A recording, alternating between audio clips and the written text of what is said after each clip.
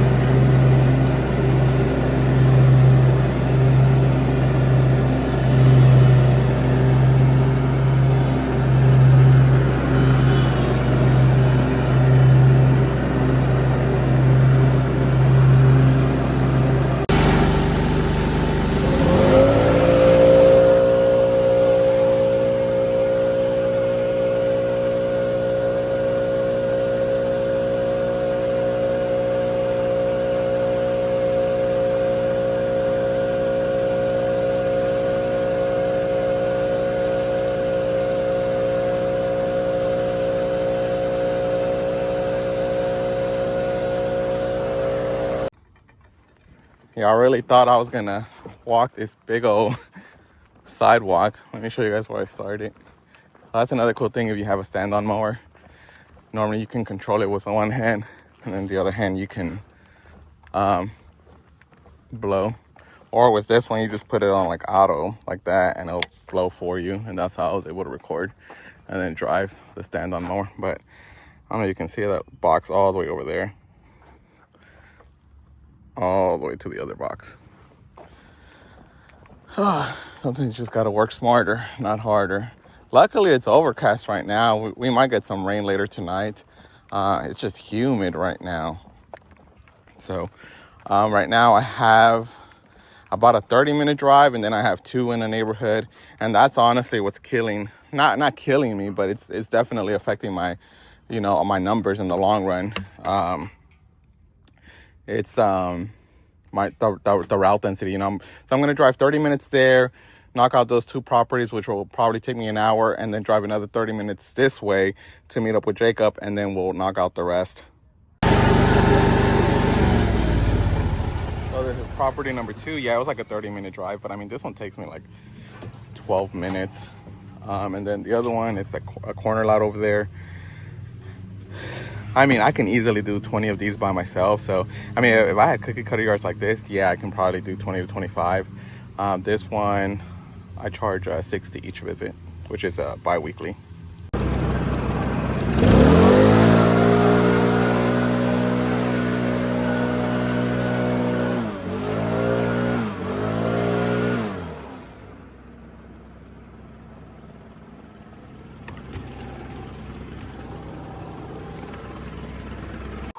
Hoo-wee.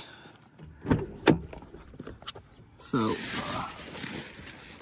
this client actually just had a baby, and he used to work, I used to work with him in my old job, and I don't know where he called me. He wanted a quote for his property. This is at 3 3/4. You can still see a few clippings, but his grass just grows so quick. I think next year I'm gonna tell him to go weekly, because I literally have to go over it like 4 or 5 times. But anyways, I used to work with him, so I know him, and he called me out of nowhere if I can place a bid, and I said okay, and he approved.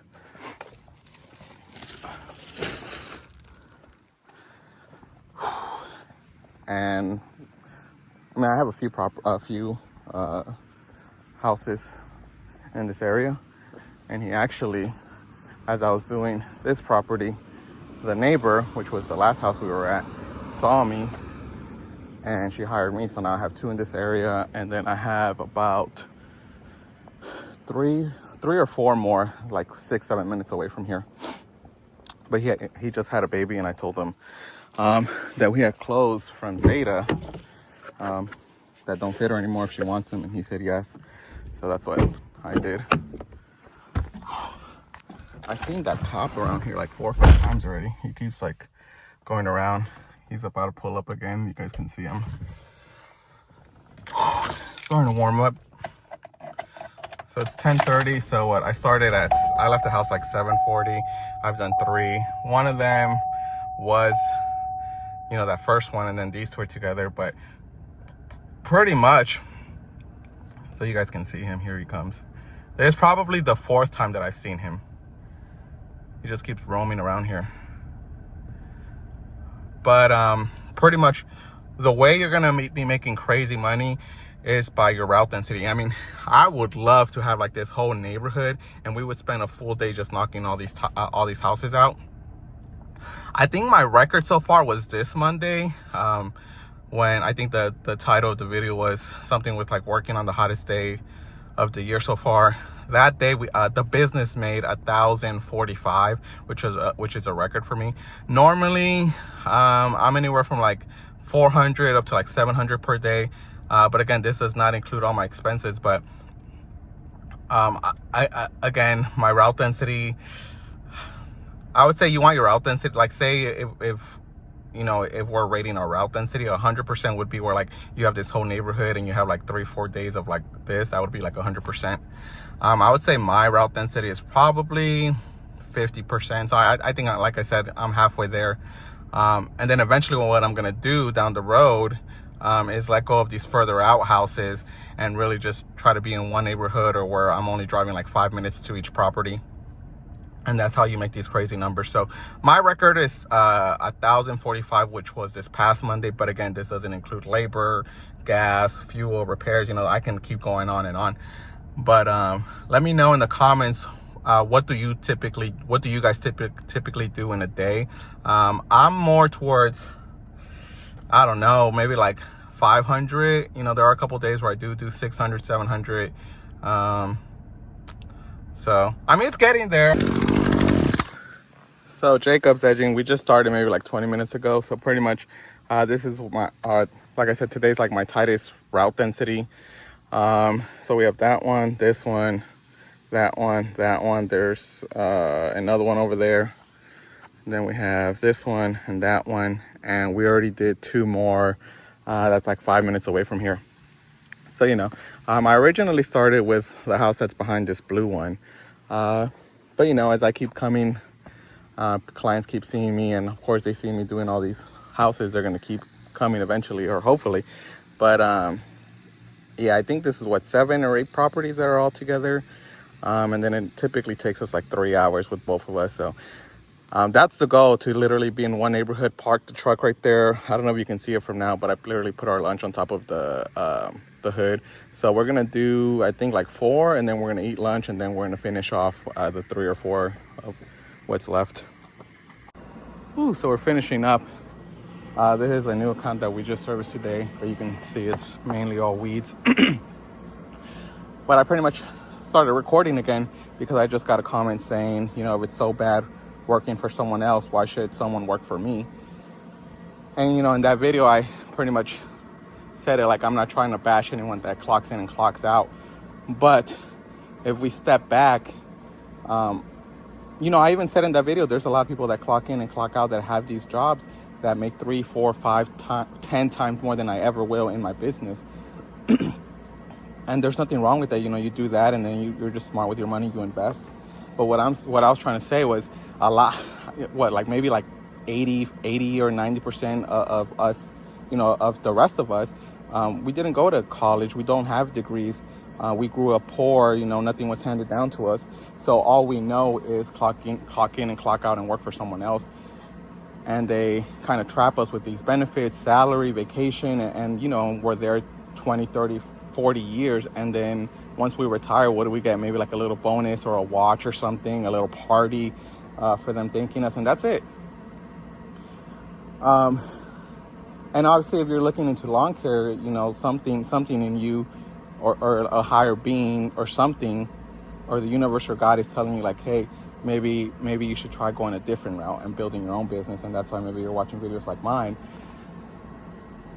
You know, and for example, you know, Jacob, I mean, I love Jacob, and he's been with me for a year. My main goal is to be fully booked, to increase my prices so that I can give him a good salary, so that I can give him a 401k, vacation, everything, right? And it's not that I'm trying to trap him, but it's just like I genuinely care for him. And, you know, he didn't go to school.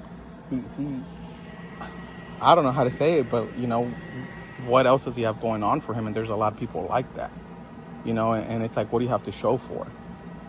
And he cares about this business just as much as I do, and I want to reward him for that. Maybe even down the line, I give him part of the business. Sorry, where I was like, hey, you've been with me X amount of time, you know, maybe I'll give you 30% of equity of Wheezy Weeds. I don't know, but I also don't know if he's gonna make it that far or not. He's still developing. But a lot of people aren't like me, you know. A lot of bigger companies or owners or CEOs, they just look at you as a number figure. Oh, Richard's getting paid X amount of dollars. He's not going to get a raise this time.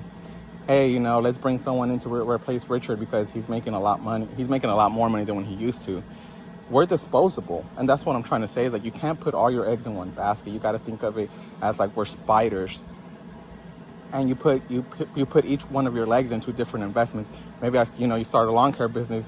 You set it up where you're not even working anymore and you're bringing some money. Obviously not as much as if you were working alone on it, because you would keep all of that money. But eventually you should be where the business is running solo without you, and you just oversee here and there. And then let me start a different business, or let me get into real estate, or let me get into stocks. You know, but if you don't do that, you're relying too much on one person, and at the end of the day, you're just a number figure for them. We're disposable. We're replaceable. Again, for me, I don't think like that, especially to Jacob. I think my 3rd or 4th employee, I will be thinking like that, if I'm being honest. Oh, is this person not working out? Okay, let's get rid of them. And let's find someone that does work as fast as we do, or works just as hard as we do, and then I would reward that person. But because I'm a small business, I want to reward people that are putting in the work for my business, and they're not just like a number figure. Good morning, YouTube. So I was editing this video last night. So there's Future Manny. You can tell today's Monday. We're on a flood warning. It's not too bad right now. I feel like if I wanted to, we could go out and mow, but we're expecting to have rain like all day. So I ended up just texting or calling Jacob, telling them that, you know, we won't be working today and we'll try again tomorrow. But this whole week, I'll put a screenshot of our forecast. Seems like we're gonna get hit with rain. And we've been through this before, where it says like all week it's gonna rain, and then it'll typically rain at night, or we have like a few windows where we can go out and work and whatnot. So far we always end up getting our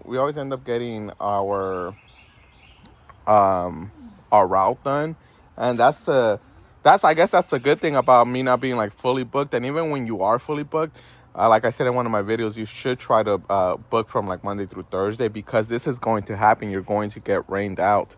Even now it's kind of like misting, sprinkling a little bit. And if you fill up your schedule Monday through Friday, you're gonna have to push some of your jobs for next week. Or if you bill, you're gonna have to prorate them if you already billed them and whatnot. But anyways, back to that video. You know what I was trying to say is, pretty much with how I am and how I think is that eventually down the road, if Wheezy Weeds gets big, I am not going to keep doing what I'm doing right now, where it's going out there working and kind of like treating myself as an employee or as a crew leader or manager, whatever. I need to step back and be more of a CEO or boss role, where I'm pretty much just overseeing everything. Because I did get a couple comments about, I just said being a solo, and the key word there was solo lawn care provider is not sustainable. And I got a couple comments saying, I think one said, that he knows someone that's 83 and he's doing, I think, like 70 to 80 yards a week. And then I got another one that that said that he knows someone else that is 63 that is doing like 60 yards.